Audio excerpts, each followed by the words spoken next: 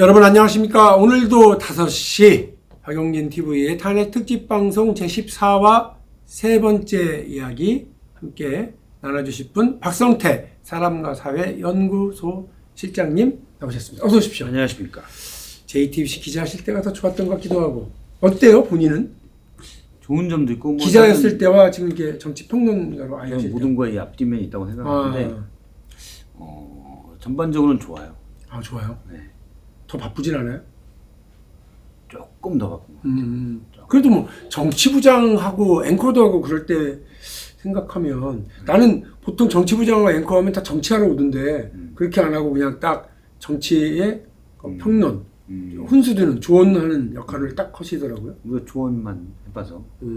그리고 이제 박유진 의원이 바른 말 하다가 어떻게 되는 걸 내가 봐서 지금 뭐 제가 그런 자리 아예 얼씬도 하지 말아야 되겠구나. 그런 자리 가서 뭐 하고 싶은 생각이 없어요. 아니 그 나중에 아부가 인간관계를 위한 아부는 생활화돼 있는데 권력의 아부는 생활화가 안 돼 있어서 저 이제 좀 아부 좀 하고 살아보려고. 저희가 네. 그 뜻밖으로요. 그 나이도 비슷하고 그리고 저기 고향도 비슷해요. 그래서 근데 이제 초등학교는 우리 옆에 초등학교 나오거든요. 그래서 재밌더라고요. 이제 정치적 사안이라든지 이런 걸 바라보는 눈도 비슷해서 재밌게 생각하고 또 이렇게 일주일에 한 번씩 모셔가지고 이렇게 중요한 인사이트 있는 이런 평론과 말씀을 듣는 것도 아주 의미 있게 생각을 하고 고맙게 생각합니다. 저는 인사이트는 모르겠고 위트는 있어요. 밑에 있어. 위트 있죠. 예. 자, 이런 라임이 되잖아요. 이렇게 좀 넉넉하고 재미있는 정치가 좀 진행되었으면 좋겠는데 그렇지 않아요. 그렇죠. 근데 사실은 민주당은 이재명 대표가 이렇게 저렇게 좀 운동장을 넓게 쓰려고 하는 움직임을 자꾸 보이고 있어서 저는 좀 좋게 봅니다. 저도 그거 좋다고 봐요. 예, 뭐 여러 가지 의미가 있고요. 통합의 행보, 또 정책적인 유연성 이런 걸 이제 발휘하고 있는데 지금 큰일 나가고 불났다 이런 느낌이 드는 건 이제 국민의힘이에요. 국민의힘에서는 윤석열 대통령을 어떻게 정리를 못 해가지고 우왕좌왕하고 있거든요. 조선일보가 여러 칼럼과 사설을 통해 가지고 제발 하라 물러나라 네가 막 하고 읍수하고 사과하라 이랬는데 다 안 되다가 이제 결국 이렇게 됐는데 탄핵이 인용이 되게 되면 조기 대선입니다. 조기 대선이에요. 자, 근데 국민의힘의 태도는 변화할 거냐? 변하죠. 제가 변한다. 1월부터 계속 얘기를 했어요. 태세 전환을 저는 2월 한 초 정도는 할 줄 알았는데 네. 의외로 이분들도 지금 내부 부지도 깜짝 놀란 거예요. 2월에 구구가 막 자기들은 여기는 박근혜 전 대통령 때 결국조사로 8%까지 떨어졌거든요. 지지율이 국민의힘 지지율이. 근데 저 이번에는 막 버티고 20몇 프로 하다가 다시 30% 40%만 가고 그래갖고 자기들도 놀란 거예요. 민주당 뭐지? 이기는 조사도 몇 번 나오죠. 그렇죠. 아니 이건 박근혜보다 훨씬 더 센 계엄을 했는데 우리가 지금 지지율이 더 나온다고? 이게 뭐지? 놀란 거예요. 그러니까 자기를 딴에는 이 지지율을 가지고 소프트 랜딩을 하고 싶다 보니 이거에 약간씩 늦춰지고 있는 거야. 그럼에도 불구하고 네. 그러니까 본인도 머릿속으로는 알아요. 이거는 구구 가표집이 돼 있던 숫자다. 이건 중요하지 않다. 중도층은 여기에 원하지 않다. 예를 들어서 휩쓸리지 않지. 국민의힘에 아주 확고한 지지층이 30%가 있다고 해봐요. 30%가 있는데 민주당이 아주 확고한 지지층이 30%가 있어요. 중도층이 40%가 있어요. 근데 상대적으로 중도층이 아주 단순하게 투표율이 좀 떨어질 수 있어서 40% 중에 25%만 투표한다고 해봐요. 3대 3은 가는 거고 이 25가 어디로 가느냐의 문제잖아요. 그건 뭐 상식적인 문제지. 그렇죠. 상식적인 문제죠. 다 알지. 근데 이 30의 목소리를 막 국민이 크게 한다고 해서 이 25가 그럼 열로 붙냐? 알아요. 오히려 배척되거든요. 그렇죠. 더 불리한 거예요. 그래서 초반에는 이 30이 크게 해서 마치 50처럼 보였던 거여서 국민의힘이 와 이러다 우리 잘 되는 거 아니야? 근데 알고 봤더니 소리만 크게 지른 거였어. 나중에 점점 줄어들고 있잖아요. 유승민 의원 같은 경우 이재명이 빈집털이 하려고 그런다. 중도 쪽을 확장하고 보수마저도 지금 털어가려고 그런다. 그렇죠. 그리고 내부에서도 안철수 의원을 비롯한 여러 의원들이 이렇게 가면 안 된다라고 얘기하는 걸로 알고 있고요. 그래서일까요? 3.1절 1,000만을 모아갖고 헌법도 바꾸겠다 하는 정광훈의 큰 소리 3월 1일날 이른바 탄핵 반대 집회에 국힘 지도부가 안 가네요. 안 가기로 결정을. 네, 안 가는데 사실은 더 큰 게 안 가는 것 자체가 중요한 겁니다. 안 갔는데도 정광훈이 얘기를 하는 거. 이 녀석들이 이제 안 오고 이렇게 해서 우리 애국 시민들 버리고 대선이 이것 같아. 이러다 다 돈 내야 돼. 그렇게 얘기할 거 아니에요. 그러면 쫄아요. 그러면 안 되지. 국민의힘 지도부가 그러면 쫄아요. 그러면 선을 못 긋는 거예요. 그러니까 지도부에서 그냥 안 가는 정도가 아니라 강하게 우리가 극우랑은 거리를 둬야 됩니다라고 메시지를 내줘야 되는 거죠. 근데 지금은 그 메시지를 내줄 사람이 제가 볼 때는 유승민 의원, 그다음에 한동훈 대표가 들어오면 한동훈 대표 정도밖에 없는 것 같아요. 대선판에 들어오면. 근데 지도부가 안 가는 거는 안 가는 거고 개별 의원들은 또 가겠죠. 가겠죠. 네. 몇 명이 가겠죠. 네. 윤상현, 김민전 당연히 가겠죠. 나경원 의원도 갈지 몰라요. 그러니까 예를 들어서 근데 이 지도부는 태세 전환을 하고 싶어 해요. 지금은 이제 완전히.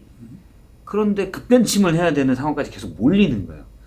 조금이라도 빨리 급변침을 해야 이 급의 농도가 줄어드는데 계속 끌려다닐 수가 있다는 거죠. 여기는 분명히 이렇게 가서는 안 된다는 인식을 가지고 있긴 해요. 제가 이제 지금은 그렇고 탄핵이 딱 됐어요. 인용이 됐어. 어떻게 할 것 같아요? 국민의힘. 국민의힘 대통령에 대해서는 이제 계엄에 대해서 사과하고 헌법재판소의 결정 승복한다, 수용한다.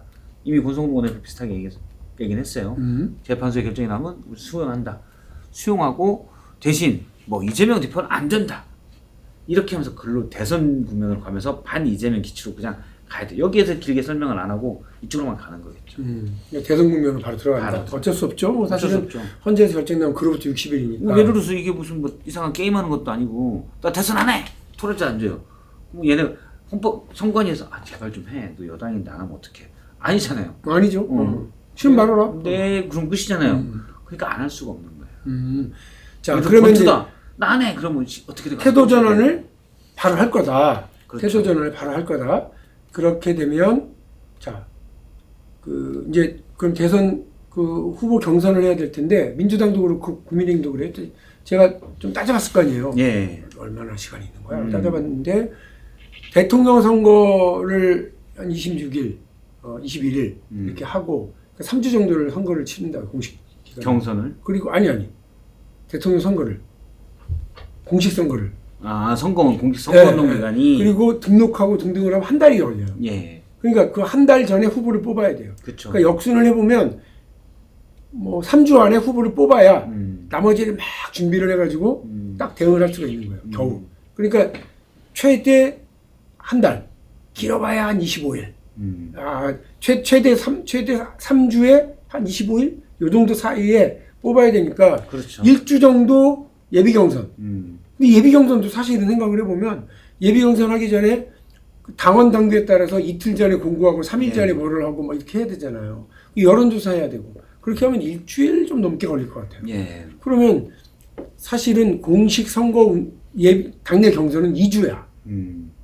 보름 정도 하는 거예요. 그렇죠, 그렇죠. 그러니까 그 짧은 사이에 뭔가를 하려고 그러는데 지금 민주당은 그 사람들 얘기가 나오기는 합니다만 이재명 대표를 제외하고 누구도 사실 공개적으로 공식적으로 막 움직이지 못하는데 국민의힘은 보이잖아요. 보이죠. 한동훈 책 낸다면서요.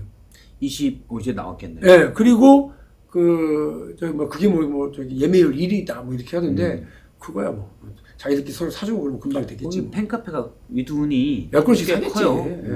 그다음에 두 번째 저 유승민 움직이죠. 김문수 내가 1등이야. 그리고 생기죠? 턱걸이 6개가 하시더라고요. 전 3개밖에 못하는데 100개 했다는 얘기 있던데 아니죠? 모르겠어요. 안 세봐가지고. 그럼 아니 근데 그 연세에 턱걸이를 저렇게 뿌듯이 턱걸이 잘 하시는 분 힘든데. 대단해요. 힘들어요. 제가 몸무게가 80 한 2, 3 정도 되거든요. 근데 쭉 폈다가 아예 밑에서부터 쭉 팔링으로 끌어올렸다가 내렸다가 올렸다가를 3개 정도 하거든요. 힘들어요. 그 정도 하나. 배치기 말고. 그럼 못해요. 아니 솔직히 아니 그게 적당한 거야. 우리랑이 무슨 나도 되게 많이 있어서 세 개. 그런데 어쨌든 그렇죠. 유승민 열심히 다니죠. 안철수 기자회견 비슷한 거 그렇죠. 했죠. 사실상 이준석은 진짜 나는 뛴다. 진지 얘기했죠. 이들은 기다려라 이러고 이제 하고 댕기고. 그러니까 보수 쪽은 좀 재밌을 것 같기는 해요. 근데 누가 될 것 같으냐? 민주당이 가장 땡큐는 확장성 없는 후보가 되는 게 가장 땡큐. 땡큐죠. 민주당으로서는 김문수 장관이 후보가 되는 게 제일 땡큐죠. 땡큐. 난이라도 보내주고 뭐 홍삼이라도 사다 드려요. 턱걸이 더 해드리라고. 근데 저는 오세훈 대 한동훈의 경선이 되지 않겠냐. 오세훈 서울시장과 한동훈 전 대표. 그게 되지 않겠냐. 네. 유승민 어디 갔어요, 유승민? 아 저는 사실 개인적으로 국민의힘 후보 중에 유승민 의원이 제일 낫다고 생각해요. 홍준표는? 홍준표 쉽지 않죠. 쉽지 않고. 왜 그러냐면 예전에 홍준표 시장이 가지고 있던 자리가 있었는데 뭐 예전 아니죠. 어쨌든 윤석열 정부 들어와서 그걸 김문수 장관이 가져가 버렸고. 김문수가 네. 홍준표의 우파적 이미지는 김문수가 김문수 장관이 가져가 버렸죠. 그리고 홍준표 장관의 예전의 강점은 약간 꼰대기도 하지만 재밌는 아저씨. 근데 그래서 김 빠진 콜라 지금. 지금 나름 인기가 있었는데 지금은 그 계엄을 뭐 어설픈 해프닝이라고 얘기하는 순간 많이 거기서 이탈이 됐고 그 메시지가 주려고 했던 효과는 김문수 장관이 가져가 버렸고 그래서 저는 쉽지 않을 자, 거라고 홍준표 봐요. 쉽지 않고 유승민은 좋아하지만 어렵다. 유승민이 좀 그래서 사실은 일부에서 언론에 나오는 것처럼 뭐 유승민이나 한동훈 이런 연대가 된다거나 유승민 한동훈 연대. 그러면은 좀 더 파괴력이 있지 않을까라고 생각합니다. 둘 다 배신자로 좀 찍혀 있는데도 음. 상관없다. 그렇죠. 그리고 제가 유승민 한동훈 쪽에 물어보니까 약간 조심스럽긴 해요. 배신자 프레임에 말리면 안 돼. 자기보다 더 배신자처럼 되어 있거든. 그렇죠. 그걸 좀 조심하긴 하고. 나는 유승민에 비하면 나는 양반이야 이렇게 생각하고 있을 수 있어요. 그게 저기서 같이 하고 있는데 한 명이 막 맡고 있으니까 자기 괜찮잖아요. 얘가 집중 타겟이야. 그러니까 그런 느낌이지. 좀 비열하지만 인생이 어떻게 해. 그러니까. 자기도 어제 눈딱 이러고 있는데 얘가 막 맡고 있네. 나 좀 도와줘. 너 검사 출신이잖아. 두 발 옆으로 이렇게 싹 가는 거죠. 그렇지. 너 해라 치라 이렇게 하는 거지. 그러면 저는 있잖아요. 네. 여기서 선택의 키는 누가 지고 있냐? 친윤들. 진윤. 권영세, 권성동 친윤이잖아요. 실질적으로 당을 운영하고 있는 사람들. 그리고 이 주변에 지금은 하고 그냥 면회나 다니고 네. 이렇게 만세 부르고 다니고 태극기 들고 광장 나가서 정신없는 사람처럼 막 그러고 있기는 하지만 친윤들이 만만치 않아요. 이 친윤들이 어떤 선택을 하느냐 핵심이고 이 친윤이 선택한 사람을 확장성 있는 누군가를 선택해서 이겨야 되겠다고 생각을 하고 다만 몇 가지 전제를 걸겠지. 예. 너 집권하거나 당을 장악하면 우리 봐줘야 돼. 그리고 쟤네들하고 놀지 마. 그 다음에 대통령 윤석열하고는 이렇게 관계를 좀 가져가자. 이렇게 하고 윤석열 찾아가서 이놈으로 낙점을 했습니다. 그러니까 메시지를 내주십시오. 누구를 중심으로 똘똘 뭉치거라 그러면 윤석열 지지하는 그룹도 힘이 얹혀지고 이렇게 되지 않을까 하는 쉽지 않을까. 약간 걱정스러워서 제가 드리는. 한동훈이 가서 왜냐면 이번에 국민의힘 후보들은 대선 본선 토론에서 분명히 답해야 될 게 하나 있어요. 그렇지. 사면 어떻게 할 거냐. 한동훈이 거기서 그래도 이거 악의적인 탄핵 공작에 의해서 대통령이 이렇게 됐는데 사면해야죠. 그게 못할 겁니다. 그래서 한동훈을 대통령이 인도스를 한다? 쉽진 않을 거라고. 그건 아니고 저는 한동훈 얘기한 게 아니에요. 오세훈은 가능할 수 있어요. 그러니까 오세훈 시장은 친윤이 계속 줄다리기를 잘했어. 그러니까 친윤이 오세훈을 픽해서 그 오세훈을 중심으로 이렇게 뭐 메시지를 대통령이 낸다. 예. 그래서 감옥에서 길게는 못 쓰고 오 이런 소리만 내도 사람들이 하고 알아들어. 그래가지고 저기 친윤 막 밖에서 막 난리치는 사람들이 하게 되면 딱 이렇게 되면 농주표 시장이 그거 오가 아니고 근데 지금 외국 간다고 하면 어떻게 하려고 그래요? 도저히 행사 그렇게 그때 되면 잘 들어본 이유가 있다. 그리고 뭐 저쪽이 흩어질 것 같으면 예를 정광훈이 후보를 낸다거나 이렇게 됐을 경우에 흩어진다 그렇게 싶을 때 뭐 예를 들면 김건희 나와서 울고 안 돼. 그럼 중도층 다 끝이야. 아, 그런가? 윤하고 김건희 나오는 순간 대선은 안 돼. 안 되면 그게 됐으면 해서 와, 지난 총선 때 질 뻔했는데 역시. 질 뻔했는데 이종섭 튀고 양파 들고 왔다 갔다 하고 김건희랑 그렇죠, 손잡고 그렇죠. 그 백 가지고 왔다 갔다 그 제일 웃겼던 게 그거 아니에요. 대파 꽂고 여기다가 샤넬 뭐지 그게 아닌가 아닌가 디올 이렇게 표 이렇게 찍어가지고 그 디올. 시장 바구니에 대파 꽂아서 투표하러 갑니다라고 뒷모습 찍어서 올린 걸 보고 내가 야 누가 우리 시민들의 이 지혜를 당해. 우리나라 국민들의 이 패러디 수준은 압도적. 너무 웃겼어. 그래서 투표하러 끝장내러 갑니다. 뒷모습만 했으니까 이게 투표 권유지. 아니 대파 꽂아서 장 보러 가는 건데. 디올백에. 근데 웃겼어. 근데 그랬으면 좋겠다 싶은데 만일에 친윤이 정신 차리고 뭐 이렇게 확장성이 있다고 그래서 오세훈을 가고 그게 이렇게 가면 제가 알기로는 친윤은 오세훈을 밀어요. 친윤 오세훈을 밀고 큰일이네. 그냥 본선 경쟁력이 있기 때문에 이거 김문수 나가면 자기들 진다. 이거 100% 알아요. 알아요? 친윤들은 다 알아요. 친윤들은 알고 지금 구구 지지자들이 떠날까봐 조심조심 하고 있는 거예요. 근데 제가 볼 때 오세훈을 다 밀고 있고, 다는 아니죠. 상당수 오세훈을 친윤 지도부는 밀고 있고, 그러니까 친윤이라기보다는 국민의힘 내부에서 의원들은 이거 우리가 내보낼 후보는 오세훈밖에 없다라는 생각을 해요. 그러니까 대신 한동훈은 국민의힘이 어떤 예를 들어 오래된 정치 원로들이 보기 얘는 컨트롤이 안 되는 거야. 그리고 이미 지난 전당대회 때 당대표 때부터도 자기들랑 충돌이 됐어요. 싫은 거야. 정치력도 없어 솔직히. 그쵸. 그리고 저기 법사위에서 만나가지고 얘기해보고 그러면 참 사람이 덕이 없어. 덕이 없어. 요만큼도 못 참아. 덕이 없어, 맞아. 막 요 앞에서 입 주변 1cm 안에서 이기려고 그래.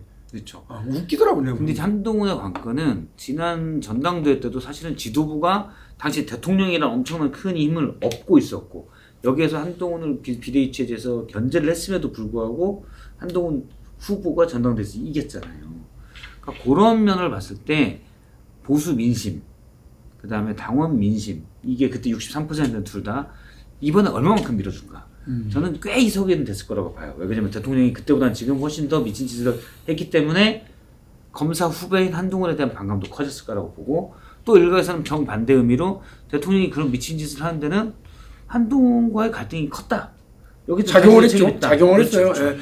자, 그럼 한동훈도 어렵고 이수민도 어렵고 홍준표도 약간 이제 김이 빠졌고, 김문수로는 안 된다는 걸 알면 친윤의 선택지는 하나다. 이렇게 이제 된단 말이에요. 예. 그런데 이제 한동훈 쪽에서 바라볼 때는 그렇죠. 여기는 어차피 경선이니까 지도부의 의견이 아니라 당원들과 민심 가지고 붙어보겠다는 거예요. 아니 한동훈 쪽에서 이제 얘기는 명태균 손에 이게 있어. 어떻게 그러니까 이게 지금 저 오세훈 쪽을 겨냥하기도 하고 김건희를 겨냥하기도 하고 이렇게 있다는 거 아니에요?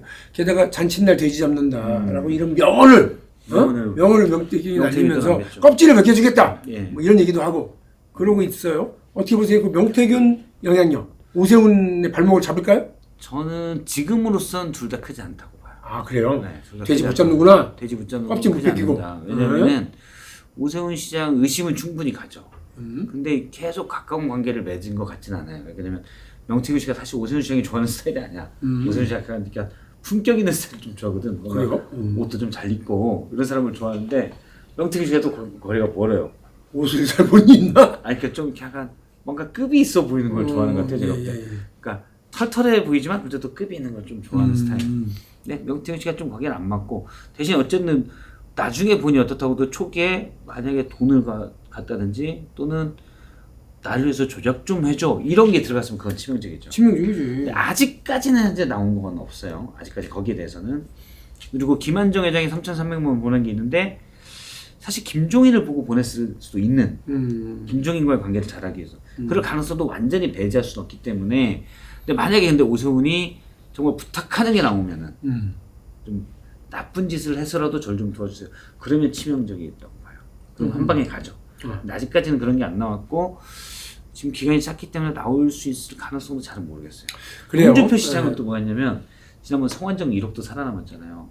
홍준표 시장이 명태균 만났을까 이렇게 믿는 사람이 많아요. 근데 홍준표 시장의 어차피 지지세는 그런 순수함을 홍준표 시장이 원하는 게 아니야. 그거 다 알아. 그거 다 알아. 우리는.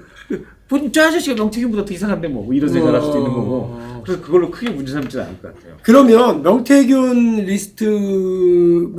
리스크가 오세훈에게 미칠 영향은 크지 않고 친윤과 당의 주류 세력이 오세훈에게 확장성을 기대해서 힘을 실어줄 가능성은 상당히 좀 있고, 그렇게 되면 어떻게 보면 김문수와 오세훈의 뭐 각축 거기에 이제 한동훈이 이제 정도가 있겠네요. 저는 솔직히 진짜 궁금해. 한동훈이 지금 대통령이 그 개판을 치고 나서도 한동훈이 지난 전당대회만큼 지지를 받을 수 있을지, 한 40%라도 유지할지 그게 좀 궁금하긴 해요. 잘은 모르겠어요. 그리고 뭐 저 오세훈 시장을 향한 명태균 리스크는 그냥 생태탕 정도의 논란을 넘어서기가 쉽지는 않고. 그러니까 저는 그래서 사실은 이게 사실관계를 파악하기가, 그러니까 어차피 이 오세훈 시장의 명태균 카톡 내용 아주 센 게 나오지 않는 한 뭐냐 보면은 어차피 지지하지 않는 사람은 좀 뻔해라고 할 거고 어차피 지지하는 사람은 말도 안 되는 제2의 생태탕이라고 할 거고 중도인데 중도가 반 정도씩 갈릴 것 같은 느낌. 약간은 오세훈 시장이 없는 것보다는 불리하죠. 네. 없는 것보다는 불리한데 결정적이나 현재까지 그렇지는 않은 것 같고 대신 이제 뭐 저런 거죠. 네. 아무튼 그렇습니다. 네, 정리하겠습니다. 그 국민의힘이 정신 차리고 있는 것 아닌가라고 하는 빨간 등이 파란 등, 빨간 등, 노란 등이 들어왔습니다. 노란 등이 들어왔는데 3.1절 이른바 탄핵 반대 집회에 지도부가 참여하지 않겠다. 그리고 대선 주자들이 이렇게 저렇게 지금 몸풀고 움직이기 시작을 했고요. 우리 박성태 실장님과 함께 약간 국민의힘이 민주당이 볼 때 좀 위험한 그런 움직임.